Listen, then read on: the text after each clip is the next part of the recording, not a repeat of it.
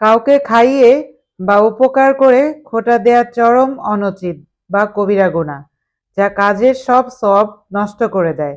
পবিত্র কোরআনের নির্দেশ অনুযায়ী দানের পর অনুগ্রহের কথা উল্লেখ করে কষ্ট দিলে সেই দান বরবাদ হয়ে যায়। উপকার শুধু আল্লাহর সন্তুষ্টির জন্য হওয়া উচিত, কোনো পার্থিব স্বার্থ বা খোঁটার জন্য নয়। কাউকে উপকার করে খোঁটা দিলে তার সওয়াব নষ্ট হয়ে যায়। কারো প্রতি অনুগ্রহ করে তা উল্লেখপূর্বক খোঁটা দেয়া কবিরা গুনাহ। যাকে খোঁটা দেয়া হয় সে মানসিকভাবে মারাত্মক অপমান ও কষ্টের শিকার হয়। আল্লাহ তাআলা দান করে খোঁটা দেয়া খুবই অপছন্দ করেন।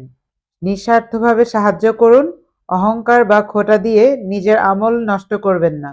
দান ও খাওয়ানোর পর খোঁটা দিলে সেই নেক আমল সওয়াব নষ্ট হয়ে যায়। খোঁটা দানকারী জান্নাতে প্রবেশ করবে না। খোঁটা দেয়া সংকীর্ণ মনা ও আল্লাহর ক্রোধের কারণ। উদ্দেশ্য হবে আল্লাহর সন্তুষ্টি।